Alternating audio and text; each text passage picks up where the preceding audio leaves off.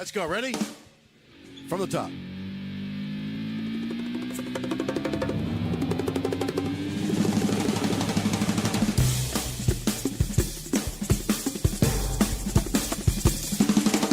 My favorite shows on TV have 12 minutes of advertising. I can't get behind that kind of time. Eat quickly, drive faster, make more money now. I can't get behind that. My kids say, he said to me, and I'm like, and he's like, and she's like. It's all, he's all, she's all. I can't get behind that kind of like English. That'll be 6 to 8 weeks before delivery. The rising oceans, the warming temperatures. The dying polar bears, no tigers in 50 years. Rising poison in the air and water. I can't understand it. All right, that opening ballad that you just heard, which we do almost every Monday, because that's what we do when we're going to do an all-calls show.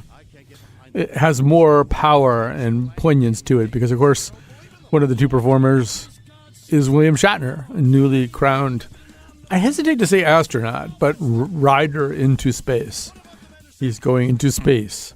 He's 90. So anyway, so I sound a little disoriented, don't I? Part of the reason is I had to get up early this morning to do fundraising, and I'm never quite the same after I do that. Also, I'm sitting in a really dark room because the light bulbs keep going out in the studio. And I'm pretty sure the person who used to change the light bulbs was Kyone Wolf. But we're like not around the studios as much as we used to be, and just sort of, and it's also, we're going to move to a different floor of this building at some point. I feel like people are thinking, well, why fix things? We're moving anyway. That could be a very dangerous mindset to get into. So anyway, if I seem disoriented, that's why. So, well, there are other reasons why I might be disoriented too. So today's an all-call show. Let me give you the number. It's 888-720-WNPR. That's 888-720-9677. And so the usual person who comes up and helps me with this, Jonathan McMahon, he's off this week. Katie Tolarski is like our boss. She's the big boss. She's in there making the whole thing work. So that's really good. And so I've got three things on my mind today. I have sort of a Russian nesting doll thing of topics. A Russian nesting doll thing of topics. That was the best you could do, Colin. All right, so I've got a big topic. And the big topic is, are we making progress or are we going backwards or are we just standing still? Right now there's this kind of sense of the dreaded word malaise about the Biden administration, this kind of sense that nothing's getting better or things aren't getting better fast enough. And so we can talk a little bit about that. And underlying that is the sense that the Democratic Party is sleepwalking towards catastrophe, to use a phrase from a Ezra Klein piece over the weekend. And, oh, yes, we have to thank Dylan Reyes, who's also with us today. He's in the studio. He's one of our excellent interns this year. So we got plenty of people. We got plenty of people who know what they're doing. I'm the only person here who doesn't know what he's doing. So where was I? Okay, so the big topic is, are we moving in any kind of positive direction? Are we moving backwards? Are we standing still? That's the first topic. And this is all kind of pegged also, obviously, to Biden's disastrous polling lately. Very, very bad polling. But, anyway, I'll have more to say about that as we move along. But if you want to talk about that, 888-720-WNPR. That's 888-720-9677. But I should also say the parameters here are essentially that there are no parameters. No parameters.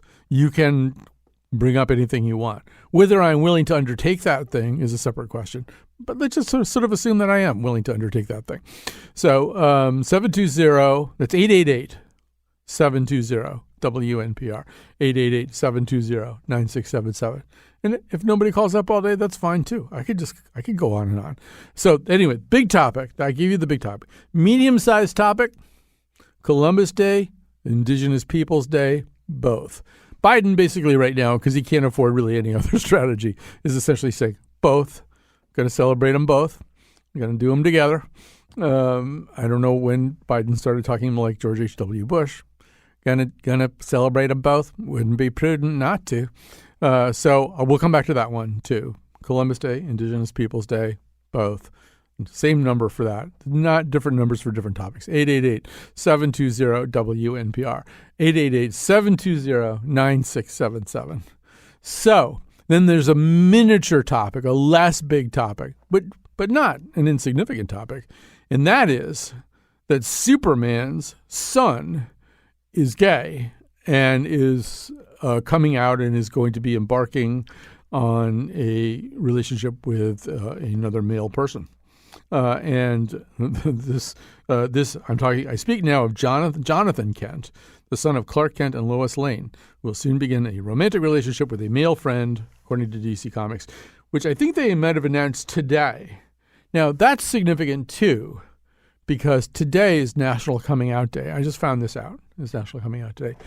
And so I wonder if I could just take a moment, and particularly since no one's calling up right now, I could definitely take a moment to tell you a story about National Coming Out Day. So it's the 1990s, and I was hosting a show on a mostly conservative talk radio station. That would be WTIC. And I just started working. I'd moved over to the Afternoon Drive, and I had a new partner on Afternoon Drive, a guy named Bruce Stevens.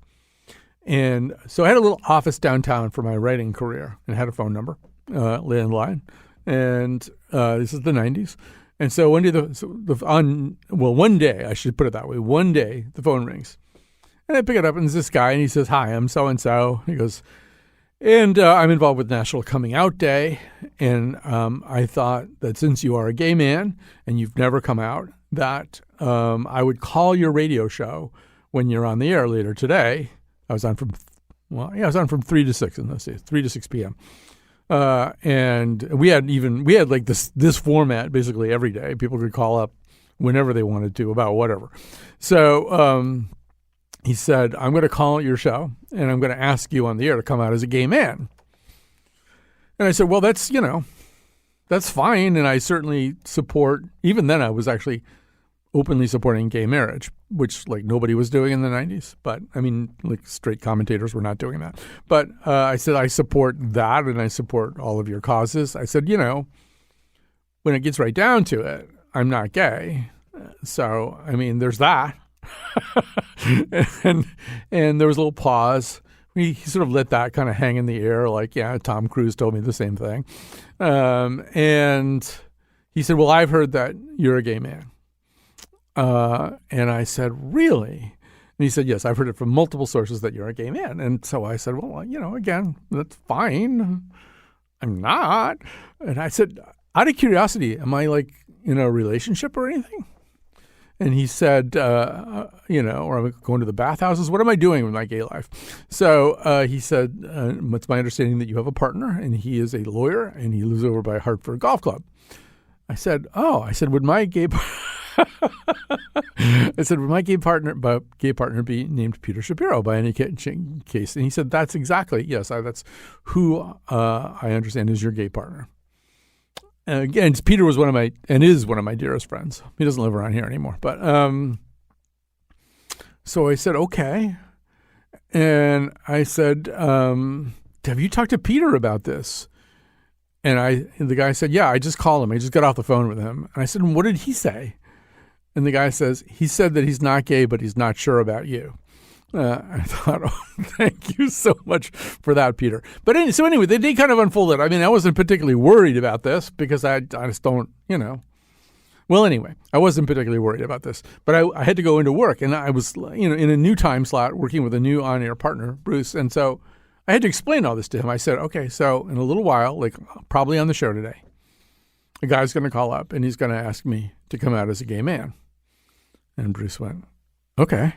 I said, "Now, specifically, I'm not gay, but I think this is fine if this happens." And he said, "Okay." I said, "I think we should take the call and let the guy say, this on the air." No, he said, "Okay." I said, "Could you possibly stop saying okay?" Because it's starting to have an odd cadence to it. So anyway, eventually the guy did call up, and by that time he talked to more people apparently, and he said, "I'm calling you. I'm now kind of leading towards the idea that you're not gay, but I want to bring up this whole idea of National Coming Out Day." And afterwards, Peter said to me, And this is the 90s. And so apologies if this strikes any of you as like too much categorization. This is two straight guys talking in the 90s. But he said, really, what is the code for gay these days? How do people understand gay men? And he said, smart, funny, fashionable, culturally aware, witty, engaging, verbal. He said, you should be insulted if nobody ever thinks you're gay. And I still think that's a pretty good slogan. You should be insulted if nobody ever thinks you're gay. So use that for National Coming Out Day, or cancel me based on, do whatever you feel like you need to do. But I feel like we made so much incredible progress since then, too. I mean, when I look at sort of who's coming out now and how people are coming out, and not just Superman's son, Jonathan Kent, but people who now are coming out as trans persons or whatever. I feel as though there's all kinds of progress. Even though I find, for example, the adaptation of the pronoun they for these purposes a little bit clunky and is kind of an old-fashioned grammarian. There's part of me that doesn't want to do it. I also get why it's really good and why it's really important. Wolfie, that person who used to change the light bulbs in here, she's so good with the they pronoun. I was just fundraising with her this morning. She's so good about just theying everybody, and I'm probably too old to be able to do that quite as flexibly. But boy, I look at it and I think the fact that there is, pretty strong adoption of something like that is also good news. So anyway, happy National Coming Out Day. And I'm still going to go with the words of Peter Shapiro. You should be insulted if nobody ever thinks you're gay. All right. So we're going to take some calls here. And this one looks like it's probably going to be slightly out of my cognitive range, but that's okay as long as it's in his cognitive range. Here is Robert from Coventry. Hi, Robert. You're on the air. Hi. How you doing? Just fine. We're begging Saudi Arabia for more oil and the OPEC nations for more oil, but Biden cut down the Keystone Pipeline. Well, it seems as though all the people that lost their jobs on the Keystone Pipeline, which you see interviewed on TV all the time, they haven't been placed in any environmentally correct jobs, which is Biden promised that they would be. Canada says they got more than enough oil for us, but they can't get it to us because it's either got to come in by trailer or rail line, and they don't like doing it by the rail line because it's dangerous. So, why aren't the American people smart enough to see what's going on? What is going on? Biden wants gas to go up to $5 a gallon so he can push his environmental agenda. What's wrong with pushing an environmental agenda? Well, it should be phased in. It shouldn't be all in at once. Sounds like it is, but it sounds like it is being phased in. No, we're paying $1.25 a gallon more than what we were 10 months ago. Yeah. That's not phasing in. That's a landslide. All right. Here's my take on all this. And you're almost saying word for word what Steve Scalise, the minority whip of the House, was saying to Chris Wallace over the weekend, which makes it feel a little bit like a talking point. Sorry if I'm saying that. But look, ultimately, we have to decide whether we're going to be grown-ups about the Earth or not. And if we're going to be grown-ups about the Earth and about what's happening right now, and this is no longer – I've been talking about global warming since the 1990s, talking about it on the radio, and absolutely what everybody has wanted to do is poo-poo the idea, say it wasn't real, say we'll never have to live with the consequences of this. This is not a real thing. Kick the can down the road or forget about the can entirely. That's what we've been doing so far. And we've been doing it for 20 to 25 years. Really, the knowledge of the problem goes back to the 1980s. So the idea that we're dealing with this too fast right now, that it needs to be phased in a little bit more slowly, seems to me to be standing reality on its head. And first of all, the wildfires that we're having right now, the catastrophic weather that we're having right now, it's not phasing itself in slowly. It's coming hard in the paint. And ultimately, what I think the Biden administration is trying to do is say, look, we in many respects do have to make up for lost time. We wasted decades on a problem that many of us understood. There was a huge right-wing idea machine that was constantly trying to drown out the truth of this in their noise. If you listened to Rush Limbaugh in all those years, you'd you'd hear that this is just a big joke. The planet's not getting any warmer. What climate crisis? And here we are now. I mean, it's not like it's about to happen. It's happening. We are paying the bills for it right now. And yeah, you know what? Ultimately, gas is going to have to get a lot more expensive. We are going to have a national strategy that pushes us out of individual cars and into mass transit. I mean, not every single person is going to have to take mass transit to go every single place. But the trend, the movement is going to have to be away from single occupancy cars to mass transit. We can't survive using the strategies we've been using so far or living the lives that we've been living so far. There are going to have to be huge changes. And a lot of people are going to find them politically unappetizing. But if all you want is cheaper gas, you're the person holding the match under the hay that's about to ignite and burn the planet. This is about so much more than whether your gas costs an extra buck. I'd be happy if gas cost $5 a gallon. I'd be happy if gas costs enough so that people start living their lives differently. Now, I do agree with you. If you're going to live your life differently, and you're going to get away from your car, there's got to be really good mass transit options that can move people around effectively. You got to spend money on that.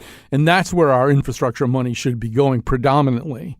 Because one of the other things that we do about infrastructure, both at the state and the national level, is we're a little reluctant to pick a winner, right? We should fix up all the car-oriented stuff and the mass transit-oriented stuff. Ultimately, maybe not in this administration, maybe not the next one, we're going to have to say to ourselves, nope, we can't make everybody happy. We ultimately are going to have to become a society and a world that drives less. And that's the all of it. I mean, I don't see any way around it. Do you? How do you get to work every day?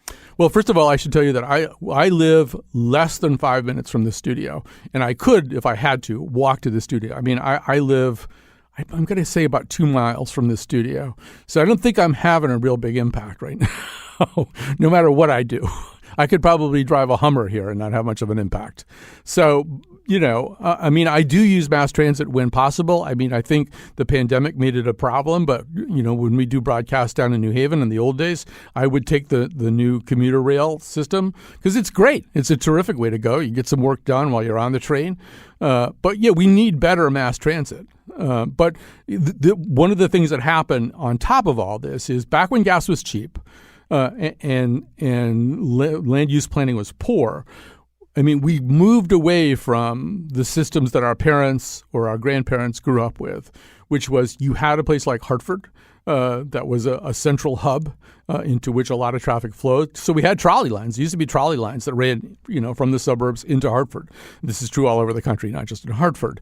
And then a couple of things happened. One of them was a decentralization of planning for use of land for commercial purposes. So suddenly, the business that was in Hartford is in an office park in Farmington or in Enfield, and meanwhile, housing prices are going up. Entry-level homes are getting more and more expensive. So people looking for entry-level homes are living in places. They're living in East Windsor because they can afford a house there, but their job is moved to an office park in Meriden or something. So the ability even to have what I have, I'm really fortunate. I live so close to where I work. This morning I had to get up and come in and do fundraising. It really took me probably 2 minutes to get here.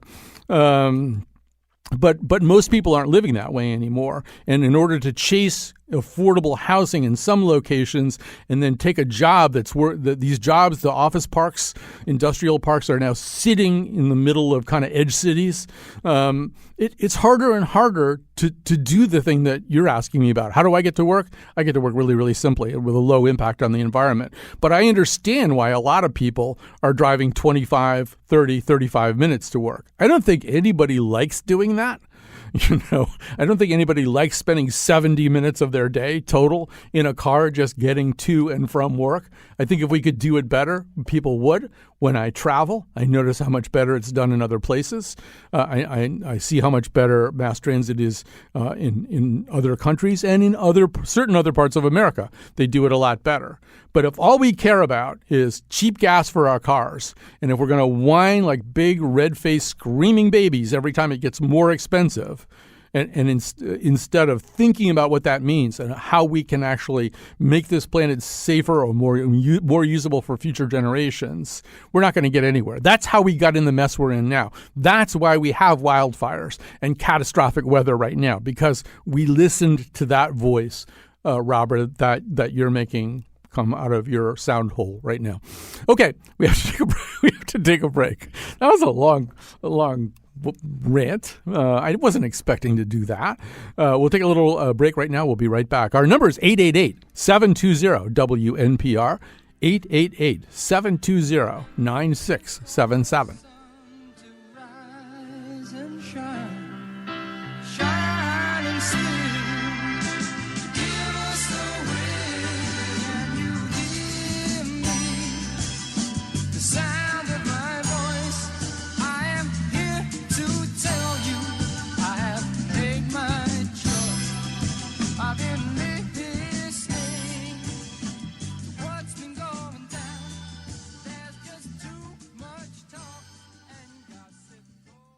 All right, so we are back. Oh, it's all calls today. The number is 888-720-WNPR. That's 888-720-9677.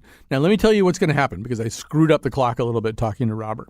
We're going to have a very short conversation here. Then we're going to go out to a fundraising break, and that's going to take about 5 minutes. And I'm hoping that when we do that, you are nice enough to support this radio station and this kind of radio programming and podcasting.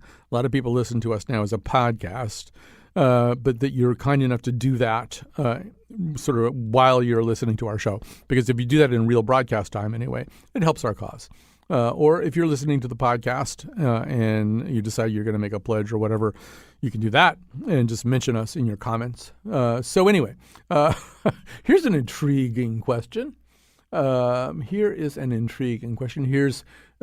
James in Farmington. Hi, James. Howdy. Hi. So I have an interesting question for you, which is, when is the last time you played a board game? That's a really good question. First of all, I know it had to be before the pandemic, because I just don't see enough people during the pandemic to play a board game, unless we did it remotely, like the way people play chess sometimes. I think it's been a while. I've read recently about a couple of board games that sound really intriguing to me. I'd have to figure out who was going to play it with me. I have almost no friends. But tell me why you're asking, and because I'm intrigued by the question. You're right; it is an interesting question. So, what I ask is because over the past couple of years, it does feel like the country has sunk into a very deep pit of existential dread with one disaster after another. And I have found that a board game, in person or over the internet, is an excellent way to just relax, because it lets you associate with a small group of people. It lets you stimulate your brain. And thankfully, we've had a lot of games coming out in the last couple of years. We've had actually quite a renaissance that are far more interesting than something as simple as Monopoly or Yahtzee. I could name a couple off the top of my head. Viticulture is an excellent game. It's about making wine. Azul is an interesting game. It's about laying tiles in for the Sultan's Palace. And these are all beautiful games. They're very engaging, and I've found them an excellent way to relax because they allow you to associate with maybe 3 or 4 people at a time, and you can play them online or in person. I could also name drop a couple of. Yeah, James, say the name of the first one that you said, the one before the tiles. Viticulture. Viticulture. Okay. It's a lot of fun. It's a great game about making wine because one side of the board game is in English, and if you flip it over, everything is in Italian. I like it already. I think that's really. I like the idea, and I like the way that you framed it. You said you might want to name drop another one. I would actually name drop a couple of places if people are interested. So okay. If you go to Elm City Games in New Haven, or Tabletop Shop in New Britain, or Games IRL in Canton, all of them have some tableau or shelf of games that you could try or purchase for yourself. I know Elm City Games in particular has a section where you could sit down and play games.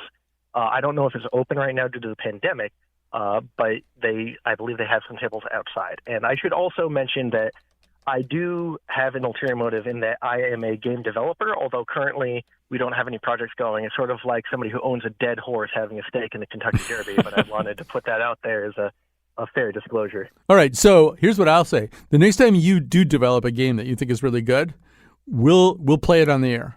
How's that? That sounds like a plan. I've got one in development right now about being an evil genius. Oh, I'm totally down with that. So yeah, when you get the thing ready, I'm easy to find. You know where I live, so to speak. And yeah, maybe we'll do it like on the nose or something. We'll play your game. I think that'd be really fun to do on the radio.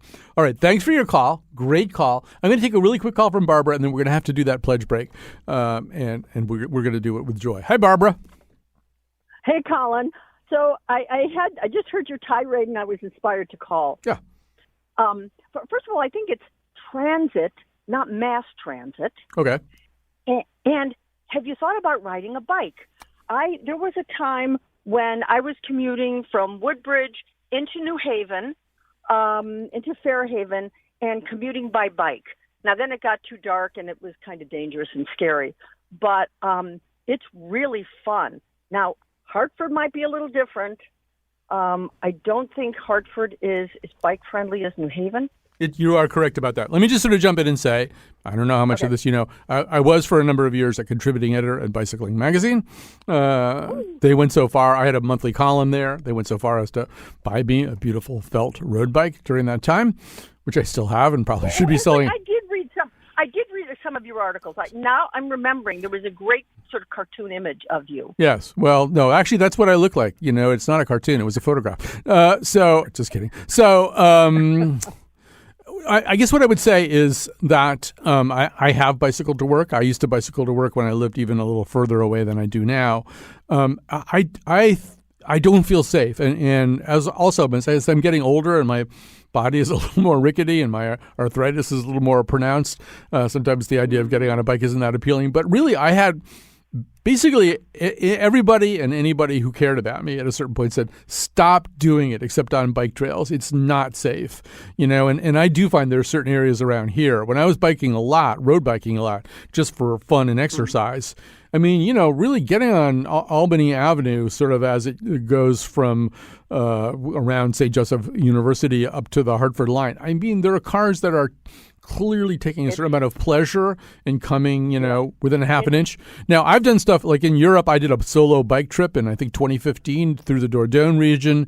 You know, I've also done the Velib biking in Paris prior to, I think, 2013. Steve Lashover and I did a tandem bike trip around France and Germany. And, you know, I mean, it's so much safer over there because everybody rides bicycles. And so you don't have a bullseye on your back. But I that's feel really the challenge. Yeah. How do we make bicycling friendlier in this country? It's scary just to drive a car sometimes. Right. But it's even scarier to be the person on the bike. All right. I got to go to a break. Our number, when we come back, the number will still be 888-720-WNPR. That's 888-720-9677. Let's pause. And please do think about supporting us during the pledge.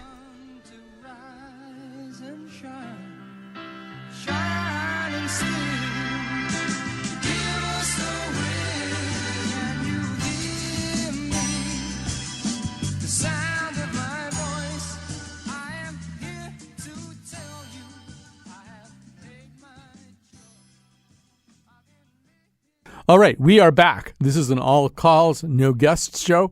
If you're listening here live on broadcast as opposed to listening to the podcast, you may have heard some talk about that, about how nervous it makes my boss, Katie Tolarski, when we do this.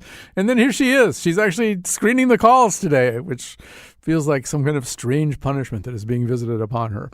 But we're not going to, but I should just say, first of all, here's the number. If you want to call in, the rule is ask me or tell me anything. 888-720-WNPR, 888-720-WNPR. If you're not into the alphanumeric thing, it's 888-720-9677. Let me first of all thank Kat Pastor. She's our technical producer here. If you think I'm a little strung out from Pledge Drive, you wouldn't believe the stuff that she has to do during Pledge Drive. So thanks to her. Thanks to Katie and Dylan. They're in there manning the phones or personing the phones, humaning the phones.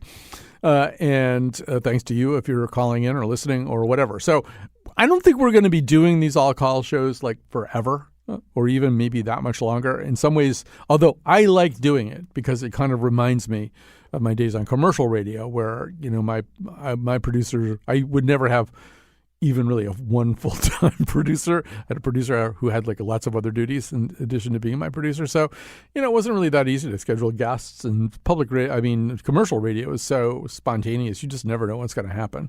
And I got a little bit addicted to that, to the idea that I could actually get through the situations like that.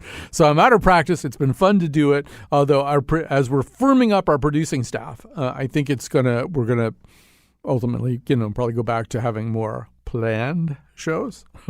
Imagine that, planning shows. And we do have some planned shows for you coming up this week. Let me just mention a couple of them just so you know.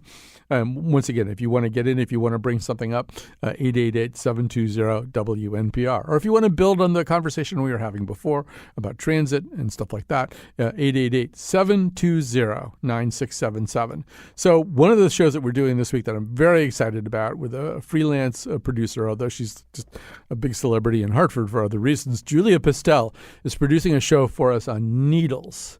And we're going to, when we do these shows about a physical object, we really try to look at the physical object from lots of different angles and in lots of different contexts. But obviously the main reason to do a show about needles right now is that some people have a really hard time with the idea of having a needle stuck in their arm for any purpose. And then, for some people, the reason they're not getting vaccinated is not because they're exactly anti-vaxxers, but they really don't like needles.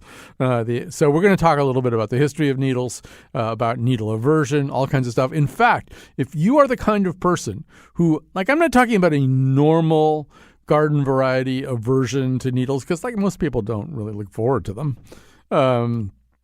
But if you're the kind of person who really almost faints or poops in your pants or something as a result of an encounter with a needle, you should email me. I think it's the easiest thing you could do right now. Colin, COLIN, @ctpublic.org. Because we want to have, and we could tape the conversation, we could anonymize you, whatever. But we would love to get sort of the voice on the air of somebody who's really afraid of needles.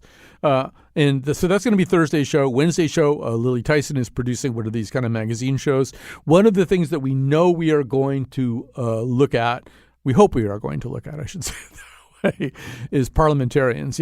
So much, you hear so much about the Senate parliamentarian these days, who apparently has sort of life or death power over some aspects of lawmaking. So we want to know more about that, but also about just sort of the job of parliamentarian in general. Where else does it crop up? Who else has parliamentarians? Who becomes a parliamentarian? How do you get your parliamentarian's license? All that kind of stuff. So that'll be a part of this week. Friday's show is The Nose, and we are going to be talking about Squid Game because it's taking over the world, basically. Squid Game, if you don't know, is this Korean it was like Korean Hunger Games type show that's just dominating Netflix. Oh, did Lisa hang up? I'm so sorry. I was just getting ready to talk to her. Anyway, love to talk to you about anything, about I'll just repeat what the three topics were, the three topics of differing sizes. But you make your own decisions. You can talk about whatever you want to. But I did want to have a conversation about whether we're going forward or going backwards or standing still, apropos of Biden's recent plunge in the polls and this sense that there's a malaise and there's sort of a sense that people's lives aren't getting better. And there's also kind of a sense that if that's perceived to be the truth during a time when the Democratic Party is in an unusual position of power, what's going to happen in 2022, what's going to happen in 2024, and if you sort of think that the Democratic agenda is one that you subscribe to, how do they keep from getting so diminished that they can't do anything? Okay,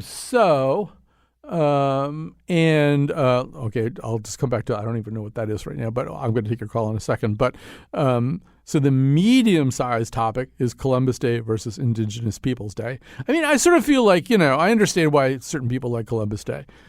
I've been, once again, this is sort of a bass drum I've been beating for, 25 years minimum, that just when you look at the implications of Columbus's quote-unquote discovery of a place that, of course, already had people living there. And when you look at the implications of that and what happened in the short window and in the longer window, you can't just celebrate that. You just can't, you at least have to open up a huge dimension of it that looks at the implications of all this for Indigenous peoples. And I sort of get why even Columbus, Ohio took down its Columbus statue. That's when you know the worm is really turning, when Columbus, Ohio is removing Columbus statues. All right, so here's Lisa. We got Molly.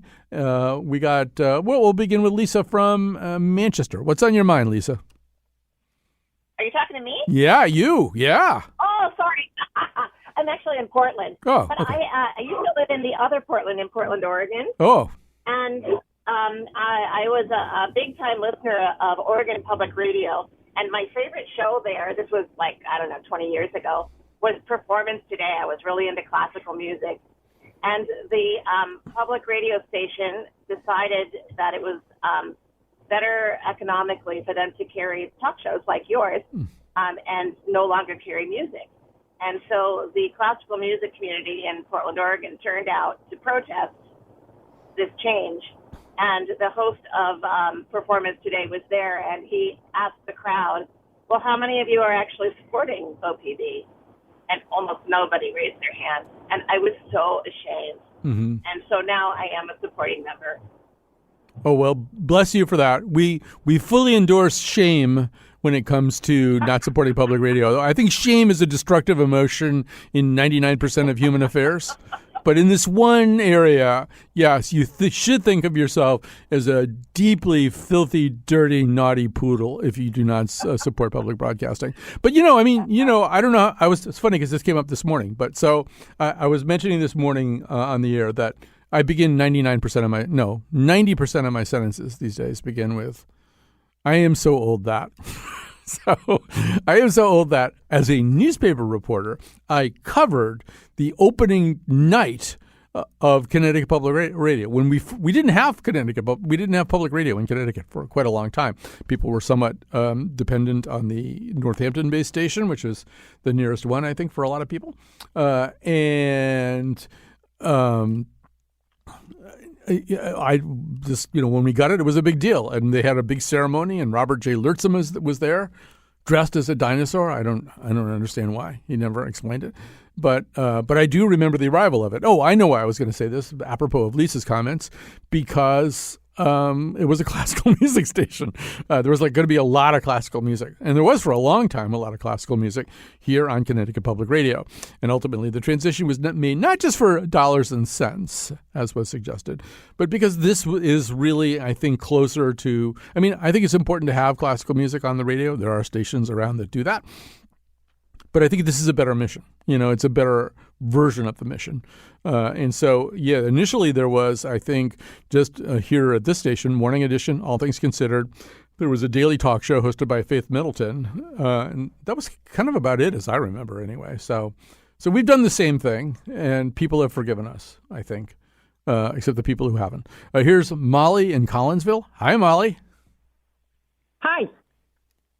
Fire away.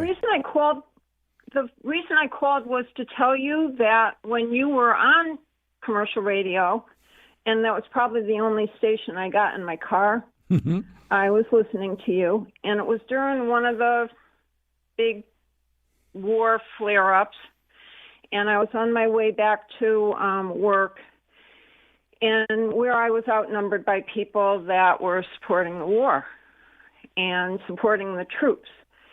And so I pulled my car over, I called you up, and I said that I didn't support the troops. And I said, it's not so much that I don't support the troops. It's that I don't know anybody in the service right now, nor do I know any of the civilians that are being killed during the war. So how could I support killers of people, other people that I don't know, innocent people that are being impacted by that? And you said, pretty simply, in like one sentence or so, you said, because of your humanity.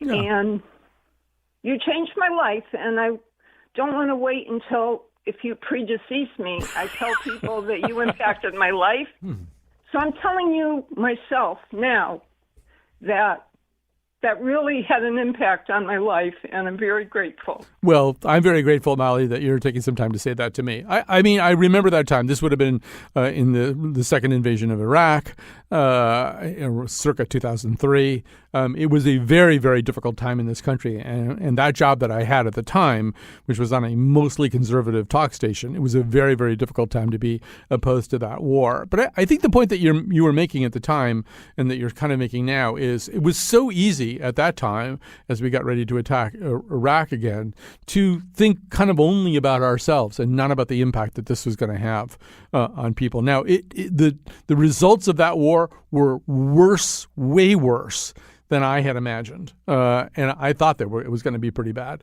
But the results of that war and what it did to that region and the number of Iraqi people who had no connection to Saddam Hussein who died, and the fact that Saddam Hussein had no connection to 9/11, so it was a ridiculous pretext, and he didn't have weapons of mass destruction.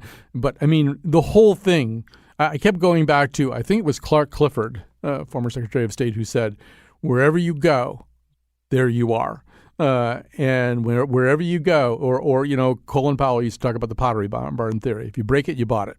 And we broke that area, and ISIS rose up. Destabilization of an even worse nature rose up. Those of us who were opposed to that war were essentially correct. I wish we'd been less correct. All right, we have to stop now. Nice people. Going to ask you again, support this kind of radio. Please do it. Thanks to Katie. Thanks to Dylan. Special thanks to Kat.